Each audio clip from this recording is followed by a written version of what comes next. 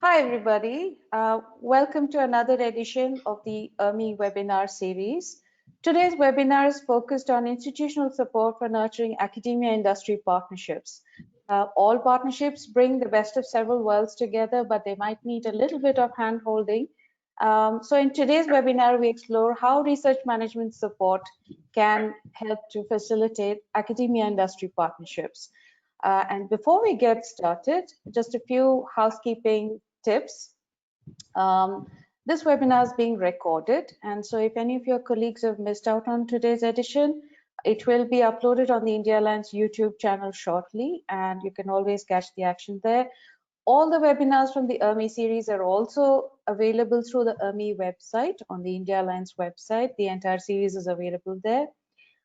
You can leave questions anytime during the question and answer, the questions box on the GoToWebinar platform, and we will try and answer those questions towards the end of the session. In case this webinar ends abruptly due to any technical glitch, please be join back using the registration link.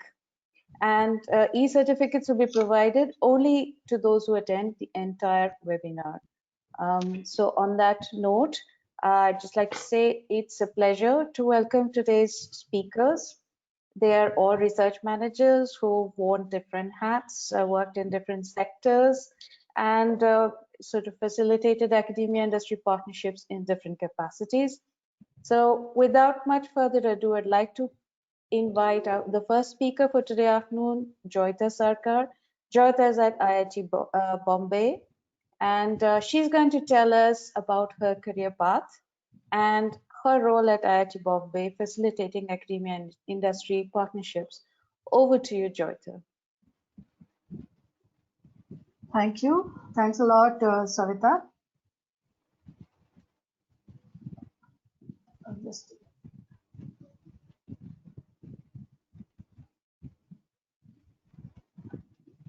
Can you see the screen now?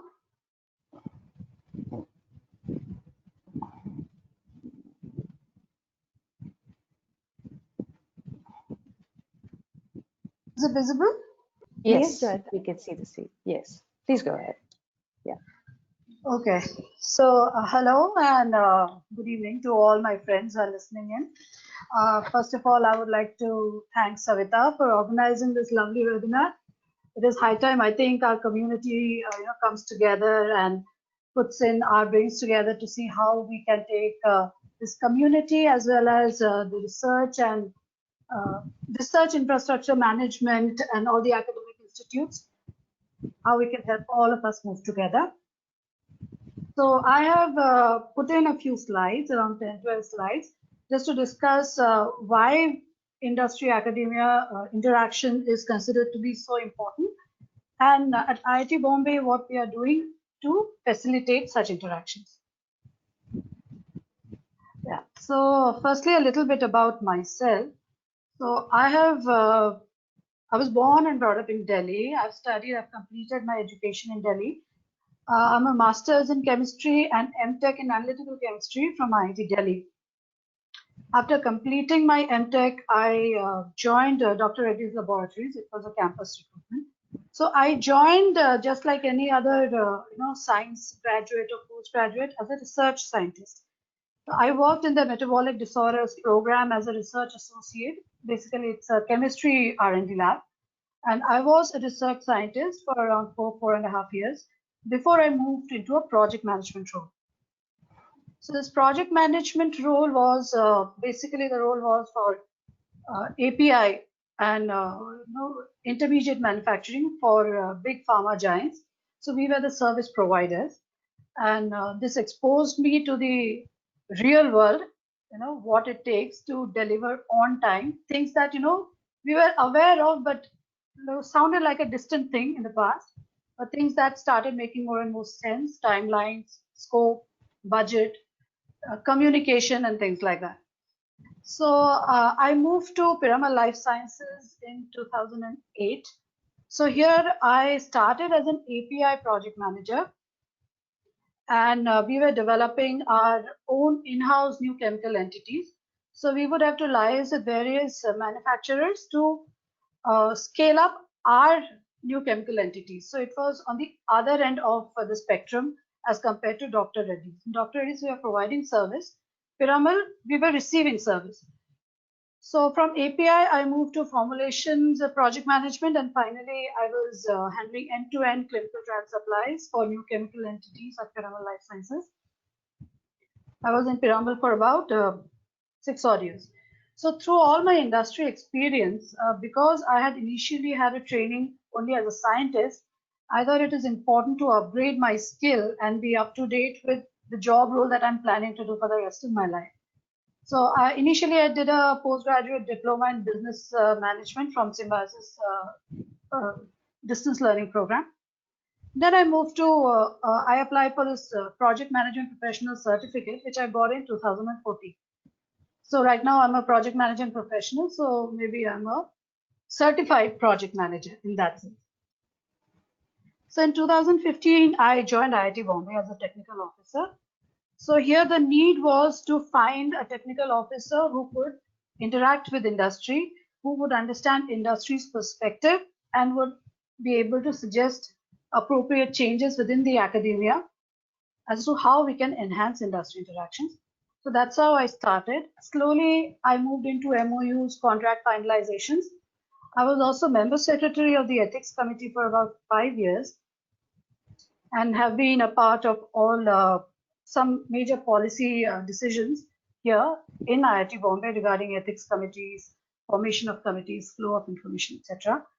So slowly, I have also got into the role of grant management, data management. I'm also in charge of institutional reports, all the queries, the RTIs, BOGs, everything, R&D dissemination, and so on and so forth. So that is about me in a snapshot. So before I get started with the industry academia part, I just want to focus a little bit about the history of IIT Bombay, which in some way is representative of the history of the academic institutes, higher educational institutes in India, and how they have also evolved over time and how they are still evolving going forward.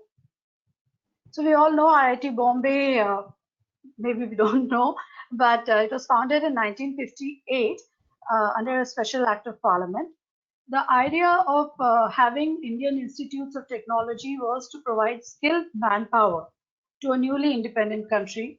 So initially, all the focus was towards generating skilled manpower, engineers, for infrastructure development, for the growth of the country. And slowly, as the country came to terms and the country became more stabilized and the infrastructure processes became more and more normalized, we moved towards the next logical step, that is research and development. So that is something which has now, it has taken over the general educational programs that we run. Though IIT Bombay is mostly well known for its undergrad programs, now we have more than 60% of the research of the student population who are into postgraduate studies and research. So this is how we have evolved now, with R&D being the major component and educational processes definitely being important and being the core of all the interactions that IIT Bombay does with all its external agencies as well as within departments. So with this background, now IIT Bombay, like any other institute, wants to move forward, wants to see what further can be done. So slowly we are also evolving, and I will discuss the next steps as we go forward. Of course, this is the first question. I think it is, we are all aware of the reasons why we interact with industries, but I'd just like to take a minute to discuss major points. Research, teaching, real life experience, ecosystem, personal satisfaction, all of them cater to a few basic requirements for good research. First thing is to define your problem statement. Now, if you work with industry, your problem statements are much well defined with a very real life application. Secondly, when you work with industry, you have access to huge database. We all know that you have to rely on database to make predictions, projections into the future, develop things for the future. So it definitely helps the teaching We bring in real life examples. There are some filtration techniques that you get in the book. When you go to the industry, they're completely different set. So working with industry exposes us to the real, way of work, which is very critical for faculty and students to grow in their own domains. Now, having said that, next point is what are the industry needs? Why would industry want to work with academia? Now, this is a slide that I've put together. If you read through it, and I read through it for the first time, I was not very sure if I was reading it right. But what they say is a recent report says that 65% of future labor force will work in completely new job types that don't even exist now. Now, what does that mean? That means our industry is going to grow into such frontiers which have not been worked upon in the last 200 years of industrial revolution. So the next industrial revolution will be based on cyber physical systems. So which is basically robotics, AI, your genomics, machine learning, those kinds of things, and will not be based on the previous kind of industrial revolution inputs of machinery, manufacturing, electricity, power generation. Those will not determine the next industrial revolution. Next industrial revolution will come from cyber physical systems. So both industry and academia have to understand what these systems are, and whosoever reaches the post first is the one who is going to have a sustainable business. Now, even the top job skills that are required for future businesses is very different from what it is conventionally. Conventionally, whenever we say what kind of job skills you should have, we talk about people management, negotiation, quality control, quality checks. So those things will still be important, but the differentiators will be complex problem solving capabilities, critical thinking, creativity, etc.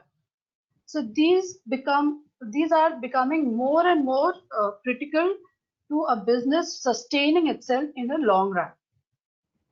Now, because there are many institutes, many academic institutes within India, which have world-class infrastructure. They have great intellectual capability. They have researchers and faculty members who are already working on state-of-the-art for any of the techniques that you talk about.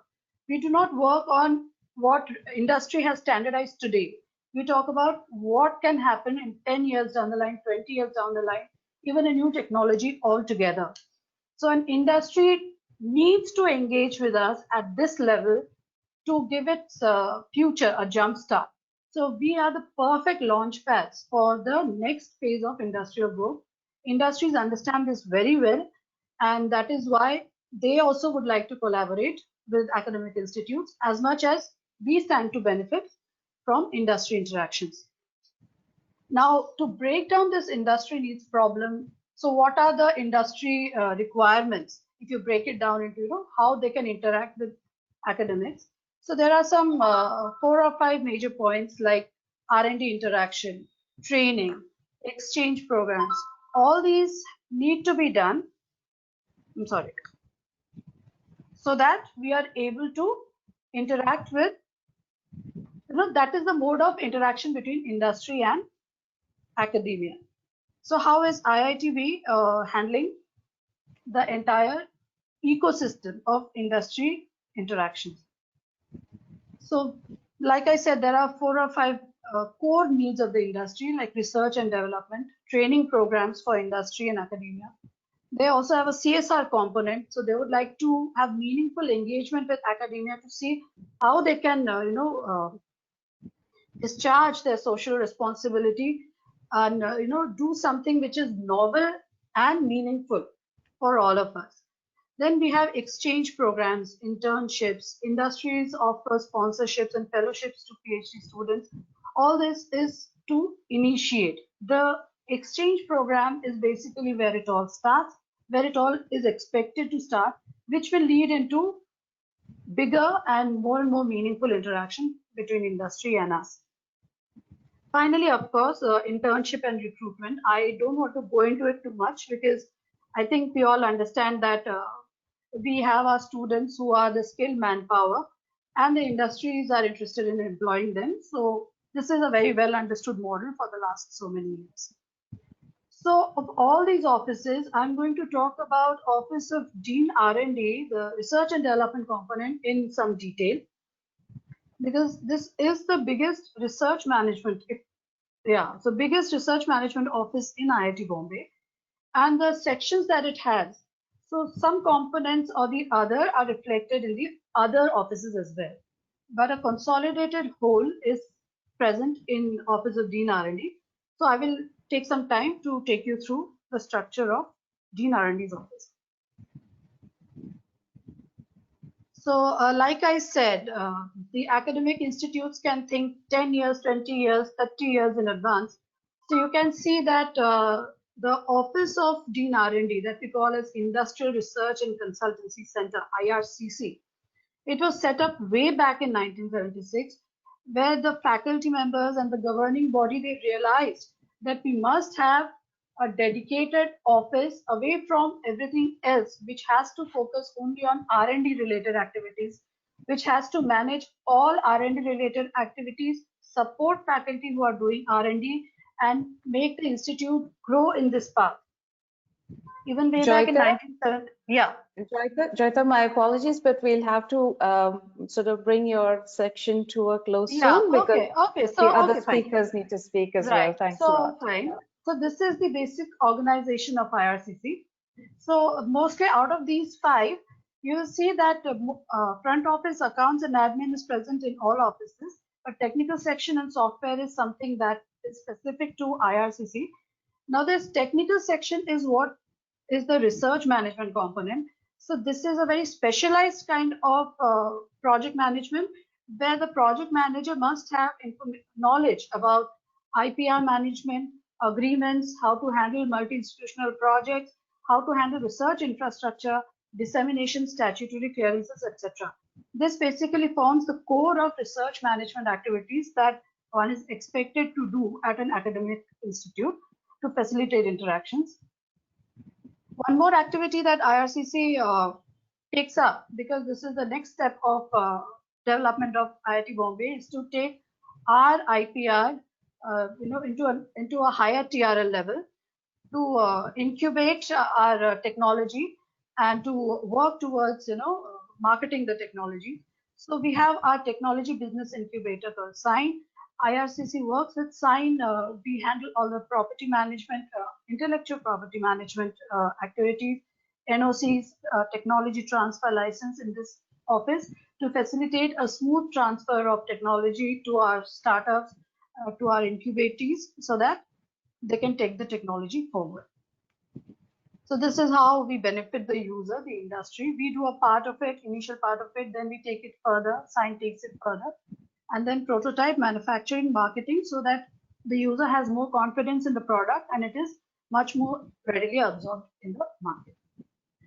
So bottom line is that research management arm of IITB, that is the technical section of IRCC, it is unique to our Dean R&D's office, but it caters to all IP and MOU requirements from offices all across the institute. So it maintains a continuity in communications processes and systems, and most importantly, it serves as an institutional memory, because we in academics have a way of working with the deans coming in every 3 years. So there has to be an office which maintains the continuity, has the information, what we have done 5 years ago, how we can take an information that is coming to us new, how we can move it forward based on precedences, etc. So I think that is a very big role of research management office, especially in an academic institute. So I've talked about it. So this is basically academia industry partnership. It is a summary of all the things that I have talked. So how many ways we can complement industry and how many ways industry can complement us. I want to just show you a few high-end research facilities and some of the technologies that we have licensed. So thanks a lot for your time. Thank you. Thank you so much, Joyita. And on that note, I'd like to invite Vandana to come and share her experiences. Vandana is known to several of us here in the research management community. And Vandana, I'd like to first ask you to just describe your career trajectory for the benefit of our audience, and then talk about your role at ISER Pune, where you support academia-industry partnerships. Over to you, Vandana. Thank you, Joyita.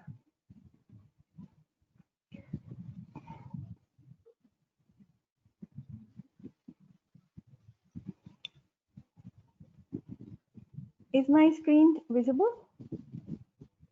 We're not seeing your presentation just yet. Okay.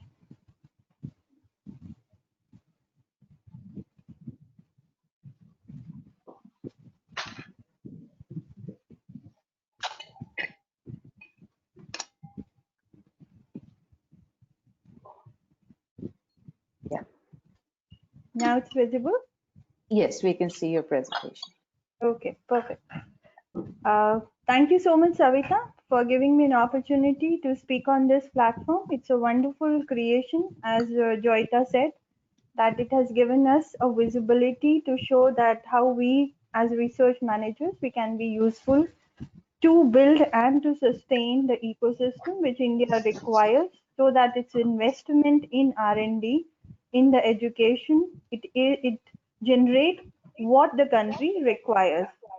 And I'm really grateful to India Alliance also for taking this initiative.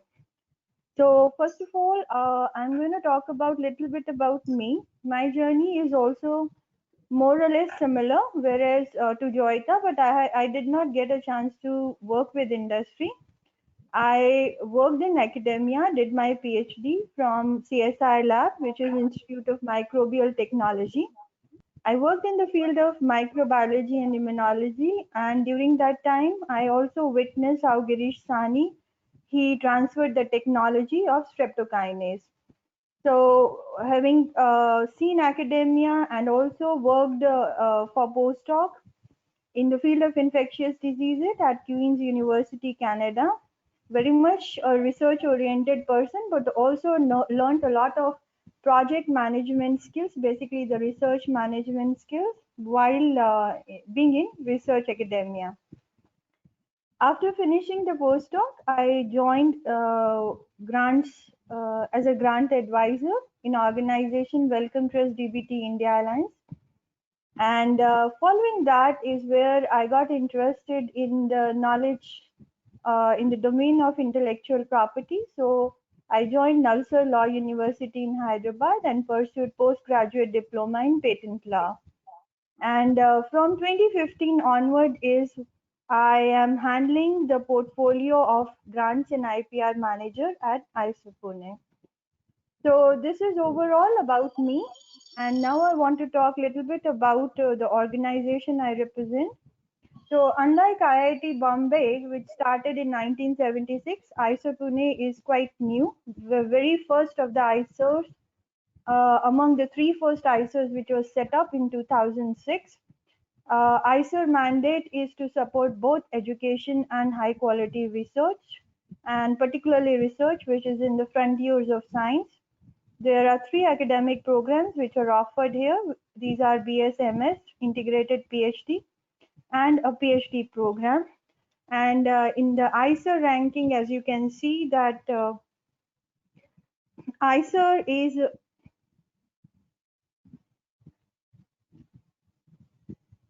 sorry.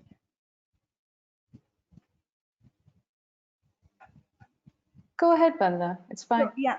So ISER is among the at the position of 25 in the NIRF ranking, and it has also sustained in the international ranking at quite good level.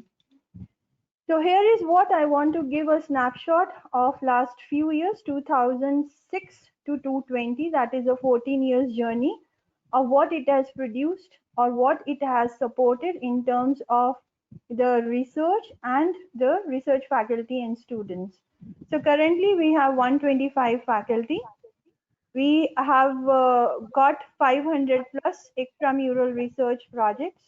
So these do not include national postdoctoral fellowships. These are all extramural research projects, though they include special awards such as J.C. Bose Award and Distinguished Investigators Award. We have got 500 crores from these for these 500 plus research projects. There have been publications. The number is 3,129 out of the 30 projects which had a prospect where the invention it could be patented. We filed for it, and so far 5 have been granted. And there are 58 postdocs which are currently working. So the research ecosystem at IISER Pune is there are broad disciplines, natural sciences disciplines such as mathematics, physics, biology, chemistry. And then in last few years, we have also added humanities and social sciences and also earth and climate sciences. The data science department is a new addition. And basically this department, and there's a lot of interaction among the researchers which are present in these disciplines so as to build and to sustain the interdisciplinary center of excellence for research. So one of the research management pillar, what we call it as RADIO, that is Research Administration and Development Integration Office. In this office, just like IRCC is where we try to have different people who are managing these portfolios so that we have a fruitful engagement and also outcome of all the partnerships which are involved between the public institutions, the private institutions, academia, government, and alumni. So the very broad 4 disciplines are to get the fund, to manage the fund, and to continue getting the funds for the output which is required. The second is getting endowments and to build healthy relations with the people who are giving us endowments so that they can continue to support us. The third is forging national and international partnership, both in research and education. And the last and the most important is also to showcase what IISER has achieved in terms of its education research, how it has engaged with the stakeholders, how it has contributed in meeting the goals which were set up in receiving the endowments and building the structures or the processes or the research what we had received endowments for. So broadly, when we talk about, I quite agree with Joyita. I'm not going to spend a lot of time on it. Industry and university over the times in India, we have seen that there has been some collaboration, but COVID has clearly proved that the extent to which these two can collaborate, given their goals, whether it is corporate social responsibility or it is scientific social responsibility, both are quite capable to form partnerships and also to see that these partnerships they lead to fruitful outcome if that is what the intended goal is for. So undoubtedly academia is interested to impart education in the form of research so that people really, the students who come over there here, they get research experience at the level of international competitive, at the level which is competitive to the international level, and to drive innovations which fuel our industries to produce the outcome which our society requires. So in IISER, the models of collaborations, what we follow are basically, it could be a sponsored research, for example, in the form of consultancies, or it could be in the form of contract research projects. Or if it could be that there's a joint project of interest to both the organization, then we have joint research projects. And there could be also scholarships for the students. So in this, whereby we engage in with industry and academia. There's another factor by which industry contributes that could be in the form of endowments. So these are basically the donations which an academia can get, and they qualify under the CSR responsibility of the industries.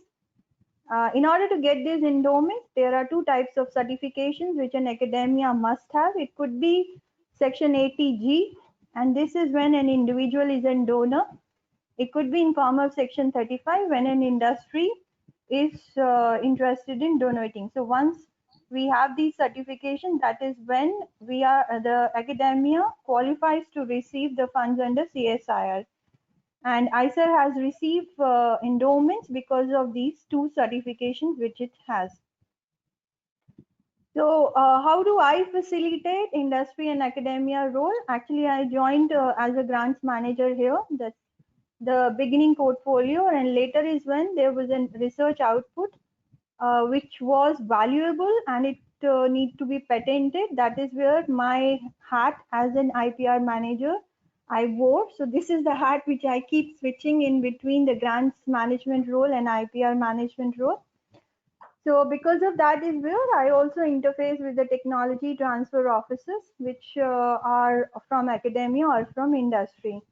So apart from that, the grants management role, it takes a lot of my time because of the 300 grants plus which we have running and a small team of people who is handling those grants.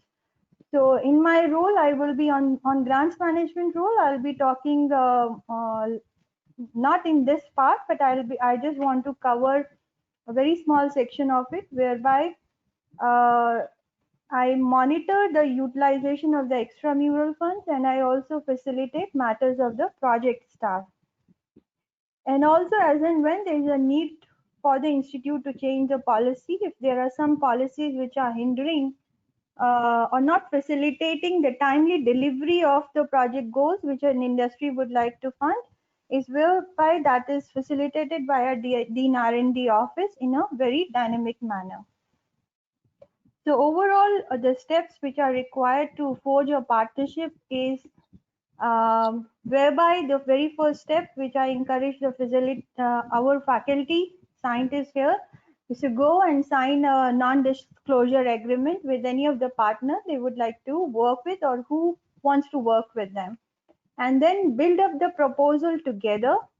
After they have built up the proposal, defined what their technical outputs will be, then is where I come and play a role in negotiating for the budget which is required for us to execute it. And once we have built up the proposal, then another strategy which is very important and it cannot be left to later is IPR evaluation and protection strategy. So that is where we define, and this is broadly defined based on the model which is chosen for partnership. And in the agreement, it is also crucial to define how the revenue, if at all it comes from this particular partnership, it will be shared. And last and the most important is to forge the partnership and to celebrate and wait for the success of the project. So this is how, more or less, it is how Joyita showed it. So here is what, because I am managing both the grants and IPR cell, that is where all the research services whereby talking about what are the funding opportunities, sharing it with the faculty and then guiding them in application, then talking about the engagement with the industry where I spoke about discussing with them, telling them which partnership model will work based on what the end output goal of the industry is. And then also doing agreements and negotiations. Also the new portfolio, I mean, it's not a new portfolio, it's important that what is the mandate for which the grant is given, it is utilized for that. So that involves ethics and in the governance of monitoring the expenditure.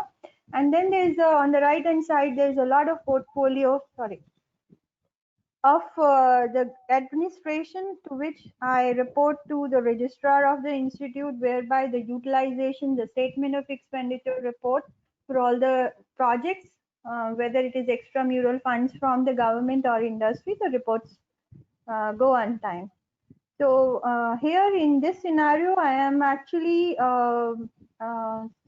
being supported by two offices. One is the Dean R&D support because it is supporting the research and development. So that's why is where I report to Dean R&D, and also I report to the registrar so that for the utilization report and the usage of the fund. So overall, how is it that I am able to manage all of this? So what is the training I got? Is The very first training which I got in 2004 during my PhD time was the CSR Technology Entrepreneurship Development Program. And after that is where I took up courses. When I finished my postdoc, I took up some management courses in MyTech so as to brush up my training. And the postgraduate diploma in patent law was very handy. And slowly there's a lot of, I found in agreements when we deal with, there's a lot of information which is available on the web which guides anybody who would like to enter into this work profile. And all the above, I feel the grant advisor training at Wellcome Trust India Alliance was awesome, which helped and chiseled actually the requirement for setting up high standard process and how to meet those process within the given deadlines.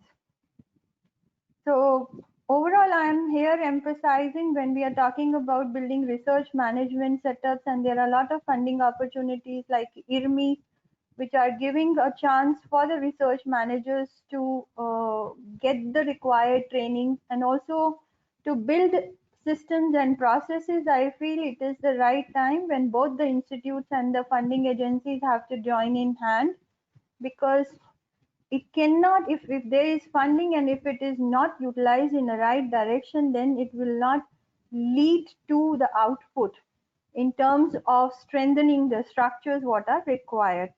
And as Joyita said, there's, I mean, in the coming days, what training you will get now. So what a person is trained now, it may not be useful. So all we are looking at people with adaptable changes and those who can continue to learn and wear multiple hats over there.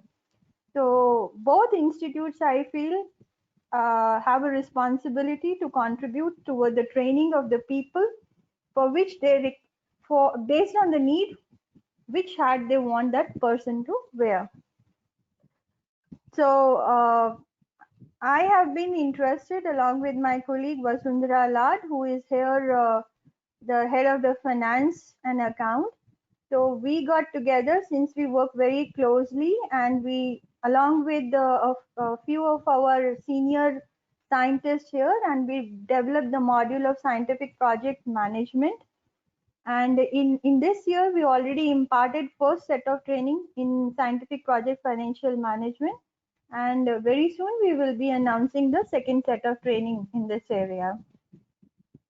So I would like to end with the statement to all the viewers who are hereby listening and interested in this domain, that the research managers or the grants managers job whose job is to support you, it is a very difficult job, and people who take up this job, they understand the challenge as well as they understand that how they can make it very exciting for themselves and for the people who they support. So with this note, I would like to thank and give it back to Savita. Thank you so much, Vandana. And I think your talk and Joyita's talk have made it quite clear that for facilitating academia industry partnerships, for being a research manager, actually, your expertise often needs to cross several different kinds of boundaries. So on that note, I'd like to invite Shirchendu. It's a pleasure to have Shirchendu here with us.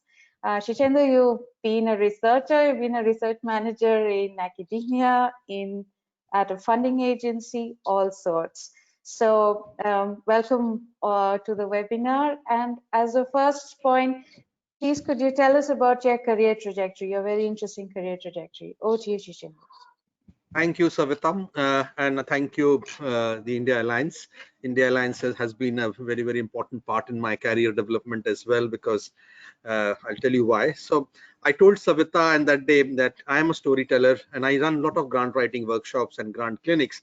So I tell all my prospective applicants that winning a grant is how compelling story you tell.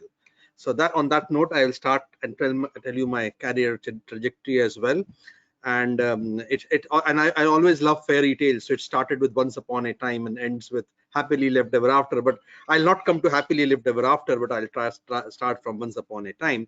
So I come from a very small place in India, in a town in Madhya Pradesh called Jabalpur, born, brought up, educated there, completed my PhD in microbiology, and then moved to a pharma company called Ranbaxy.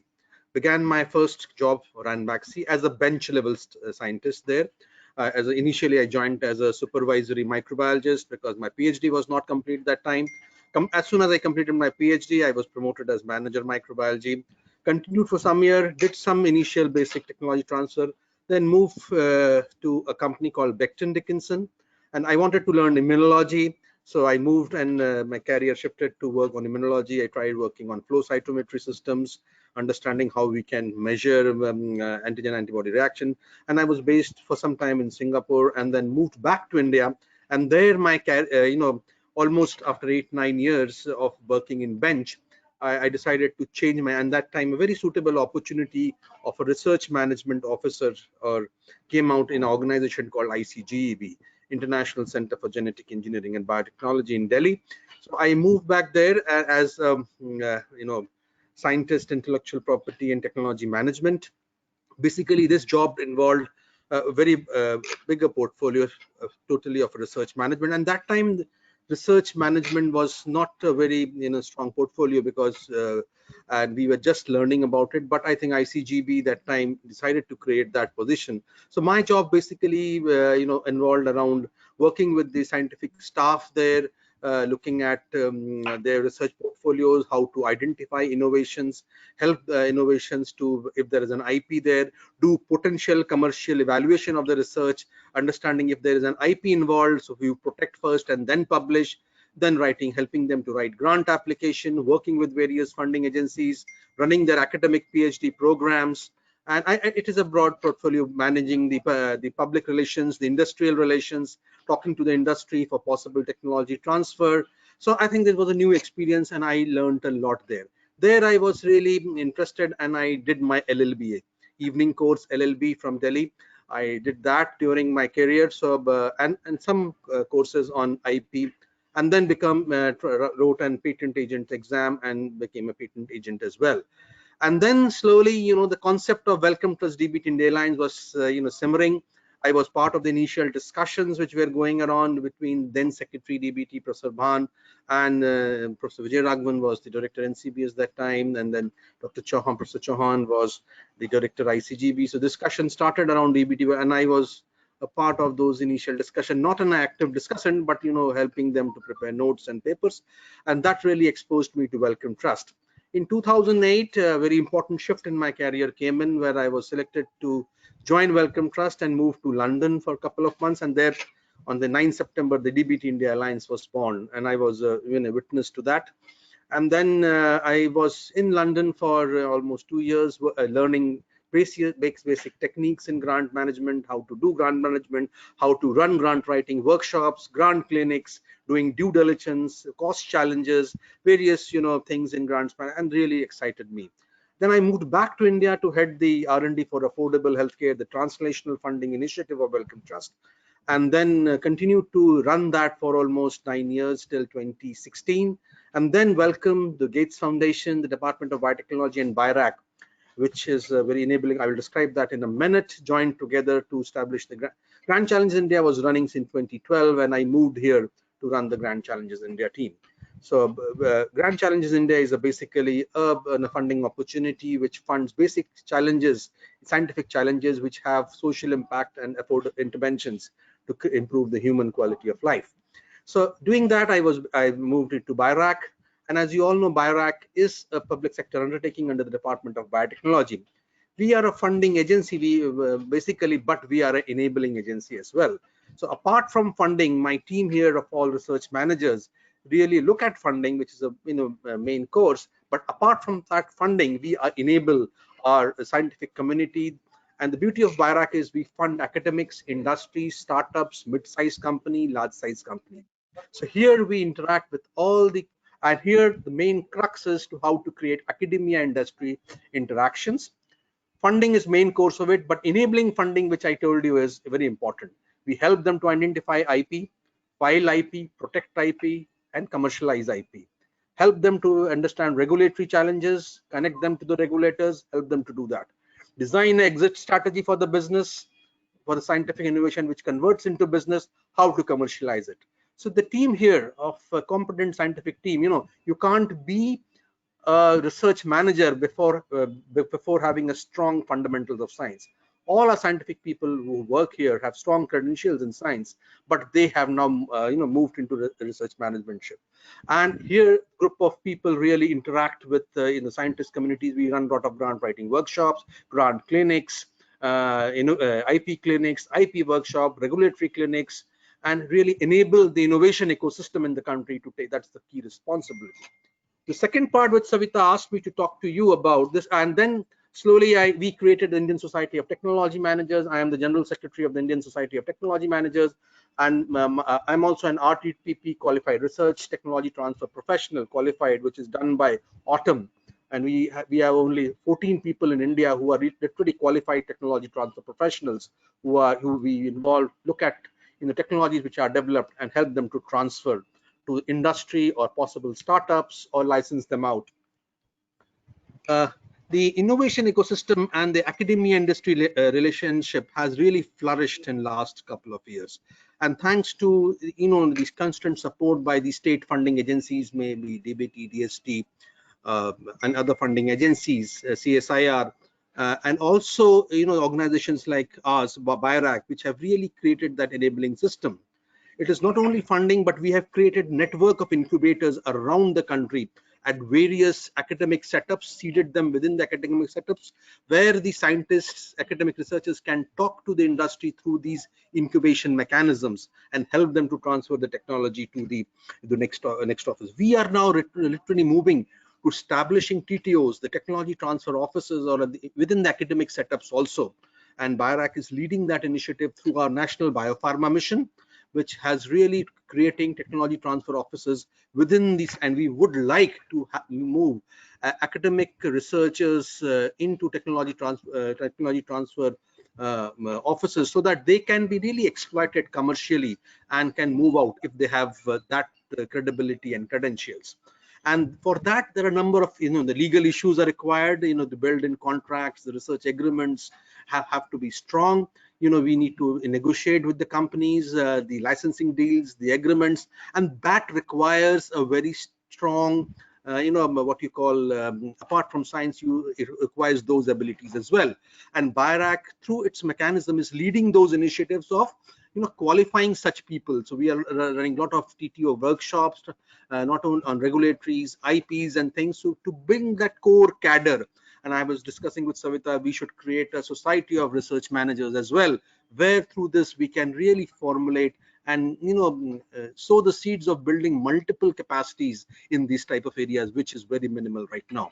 So what looking at the time, Savita, I will stop here, and I will really like to have discussions and questions from the audience here. And I think that will be very important to take the discussion forward. Thank you, Savita, for this opportunity. Thank you so much, Shichendu. So lots of questions starting to flow in. Joyita, we have a question for you. One of the persons from the audience has asked if you can share an anecdotal experience where you had to face challenges while trying to work across and with multiple stakeholders, during this project management, and how did you manage those challenges? It's not easy. Actually quite a few, yeah. But okay, so one example I can give you, it happened very soon after I joined in 2015. So what happened is when we get industry requests, we send it out to various faculty members and we ask them to show their interests, and then we put them together. So there was a lot of back and forth, MOU finalization, and then suddenly, see how industries work is, this is, I want it to be done within this period of time. And the faculty had, a course in the next semester. So somehow the timelines were not matching, but the discussion went on and on. So it took a lot of facilitation on part of Dean R&D's office to talk to the industry and to talk to the faculty to understand how this can be handled, how it can be moved. So finally, we were able to, the faculty did agree with some changes. So these are very minor to look at, but in the long run, because in academics, the faculty have a lot more importance than how the projects get executed in the industry. So they have a lot more say. So that is one thing one needs to weigh very seriously when we are working with industry. We do talk to our faculty members. We tell them that you only make commitment that you can keep. There are some, procurement things that take more than 6 months. So don't give timelines of, I'll complete the project in a year. So there's a lot of back and forth that happens behind the scene between our office and the faculty member to, to make sure that the project goes through and it goes through smoothly for the industry as well. They have a Thank you. positive feedback, and when they come back, we know it has been positive. Yeah. This is why the facilitation is so very important. That's right. So we have another question saying, well, all three speakers considered doing either a certificate or a degree or a diploma course as they moved along their career path.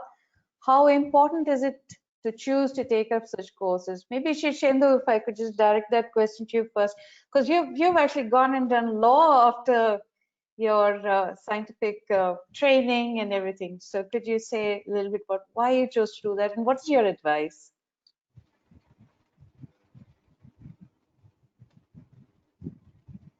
Shishendu, I think you're on mute. Sorry. So I think I always love to attend classes and learn more and more. So this gives two advantages. When you attend a class, you meet a cross section of people where it really helps you to understand more. But doing law was really helpful for me because involved in technology transfer requires a legal bent of mind. When you draft a contract, a technology transfer agreement or a licensing agreement, it really helps you to talk. Generally, you also engage a lawyer when you do it or a law firm to manage it. But when you talk to that law firm, you are at the same, what we call a same level when you talk to a law firm. To talk to them about contracts, legalities, how to build that, what should be the arbitration clause, what should be the law of the land to be used, and things like that. So it helps you to understand those. Secondly, when you are handling technology management, IP or the regulatory plays a key role into it. So that also, when you do a program or a sport, it helps you to do that. But it is not essential. You can learn them through Google Baba and all things. Lot of things are available these days. But when you do a course, I think it helps you that you are a certified lawyer also. So when you speak to someone, they really look at you differently. That's my personal experience. It also helps you to understand some smaller nitty-gritties like law of contract or interpretation of statutes and how to implement that in the scientific balance. But I will not say it is essential, but it really helps you to build your competence and speaking abilities in that space. I think that will really help. But then there are a lot of things available in the Google Baba if you read, and you can do that as well. Yeah. Thank you, Shishendu. Vandana, I think you would perhaps have a similar story to tell with your additional training that, as Shishendu said, would help you appreciate the sort of legal side of it, but maybe also advise your faculty colleagues much, much better. So I was wondering if you could share some insights. You obviously work with a diverse set of faculty at ISER Pune.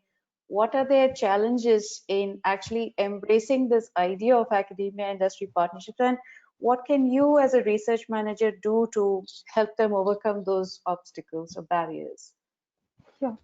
Yeah, so Savita, I totally agree with Shindu that training is important. See, one way I just want to take few minutes to say something more about the training, because what I realized that if you want to take up IPR management and the job profile is such that it requires mandatory training. So in my field, when I also applied for grants and IPR management, this was one important criteria which was required. So I had done it considering that when I was at India Alliance and they were formulating policy, that is where the knowledge of IPR, I felt that it would be an asset not only for India Alliance but for any organization to do that. And I think that the training is what has helped me to wear multiple hats here. So when a faculty would come here, because we are a young institute, and faculty of who has finished their postdoc would come over here, especially when Government of India is launching multiple schemes to foster industry academia partnership. That is where first is the bent of mind should be towards this, and second is when you want to find an industry to collaborate with, then in what scenario how you will talk to them. Usually is that industry does not open up easily. When they open up easily, they want the faculty to tell as much as what their expertise is. They will tell later what the pinpoint objectives of their goal, what they want to collaborate, will come much later after an NDA is signed. So that is where talking to faculty and helping them, build up the proposal, talking to them about budgeting scenario and deciding which model will work. Because collaborative research project, it will give a sharing of IP between the two partners. Whereas when anybody does a contract research project or a consultancy, then there is no chance of IPR, right? But in consultancy, when one does, is where one provides a lot of intellectual ability of there. That is what they are interested in. But sometimes there's a lot of overlap which I see between the contract research and between the collaborative research. So it's important for the faculty to understand that they should not, since the industry seeks their intellectual input, that is fine, but they also would like, if they would like to continue working in that domain, research domain, then they should have a right over it to continue to pursue research for further R&D. That is one. Or if they have a bent of mind for business, that is where they should upfront tell, because now since ICER has an incubator and we are slowly setting up the processes which are required for startup. So having done the research and not having an IPR right over that research is whereby it won't be any good to them. So I think that is where I play a key role in that scenario. So supporting them in writing the grants in terms of more of budgeting and the agreement. And later on, it's a very interesting incident that I was talking to a multinational party whereby I spoke to both the scientists, and then they said we would like to have a legal interaction. Then I talked to the legal team. So it was like the industry has different people for different hats. Whereas in academia, as Shendu said, and I also experienced, is where there will be one or two set of people who will be wearing multiple hats. So that is where I think it will facilitate. Of course, I do it with interaction with Dean R&D, with his support and with support from our IPR committee. But academia definitely will gain a lot by having people who could wear multiple hats, and that is where training definitely will help a lot.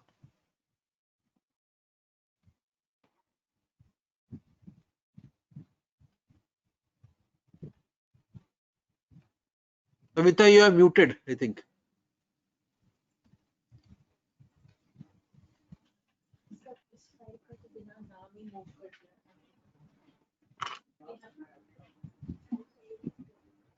Savita, we can't hear you.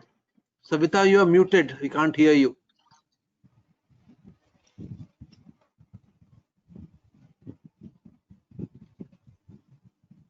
Hello? Yeah, now we can hear you. Yeah, now we can hear. So the panelists are okay. We'll just take 10 more minutes because there are still questions coming in. Joyita, earlier on we were discussing the importance of exchange visits for sort of getting the whole process started. So could you just share some thoughts on that?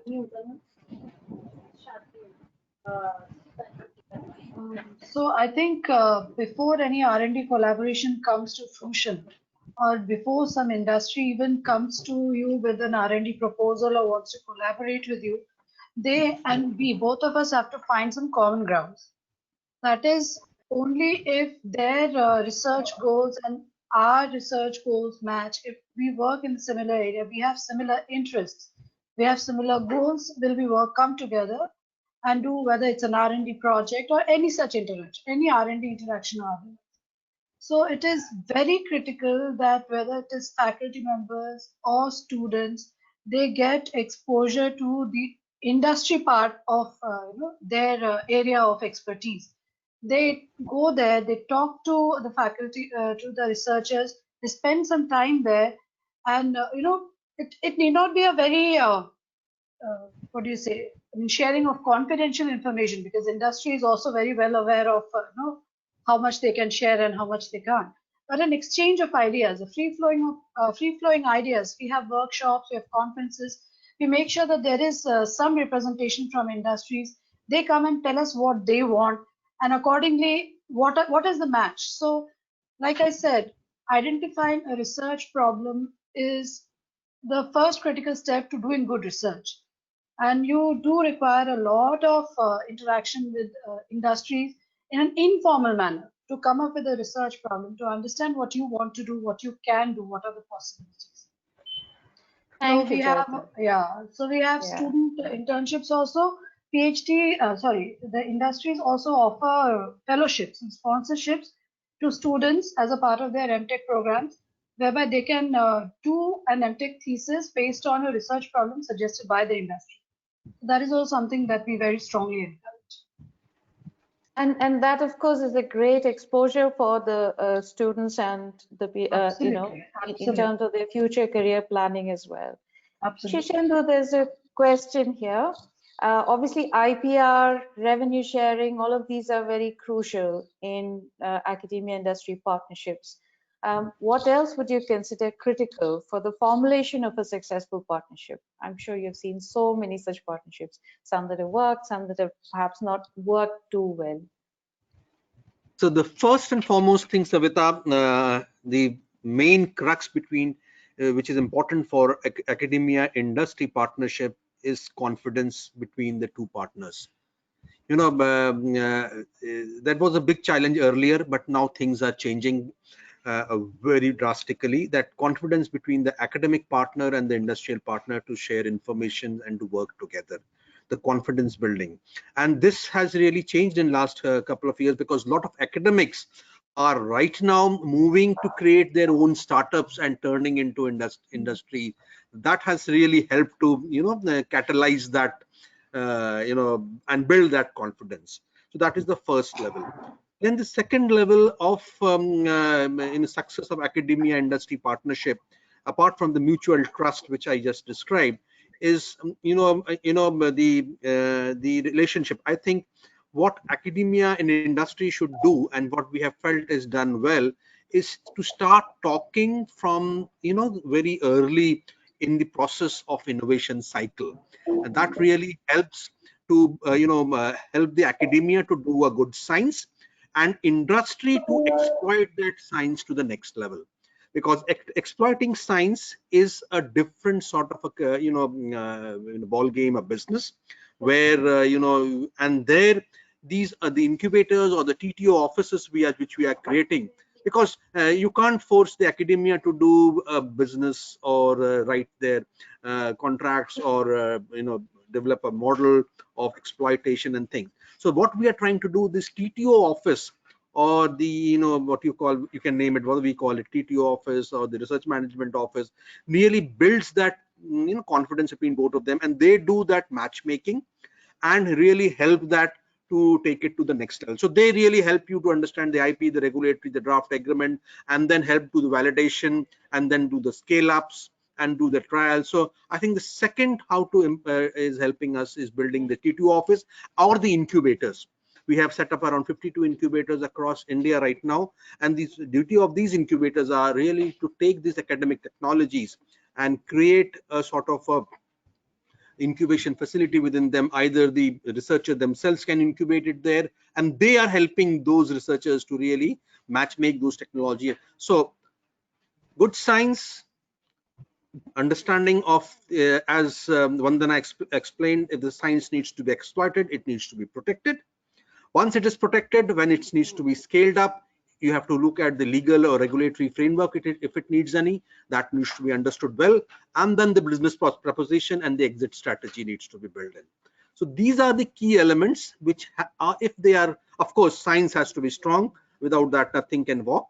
If these are clubbed in, and I think that what we are trying to do, it will help definitely to exploit the academic innovations to a commercial level. And Thank you that's very what much. is the academia India industry partnership is all about. Yeah, and so the message coming through quite strongly that institutions can support their researchers by providing this kind of enabling support, because without that, the researchers might find it quite challenging to navigate this all of these different stages. So on that note, I think we'll say thank you, a huge thank you to all of our panelists.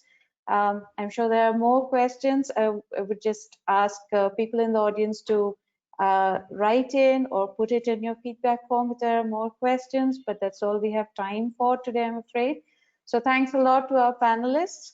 And just request all the attendees also to fill out the feedback form. And on that note, I'd like to remind everyone that through the IRMI initiative, we're really happy to be launching the first ever IRMI annual conference. This is a virtual event. It's going to take place in February, and there is now a call for abstracts. All research managers from the science and innovation ecosystem in India can come forward and apply. They can put in their abstracts for presenting their work at the conference. So the focus of the conference is what are the efforts that are ongoing to build research management at India's research institutions. So we, the committee looks forward to diverse views, and the content of the conference will be organized into 5 different themes. You can read more about the conference and the themes at the conference website. So just a reminder that the deadline for submission of abstracts is 15th October. So if you're a research manager in India, please do consider putting in an abstract for attending the IRMI conference. And you can always send in questions about the to the IRMI mailbox if you have any general questions about the IRMI initiative. If you have any questions about the conference, there is a separate mailbox for that. And thank you all very much for listening in today. Bye-bye now. Thank you, Savita. Thank you, Thank you. everybody. And thank you, the audience. Thank you. Thank you. Thanks Bye. a lot. Thanks. Bye. Bye.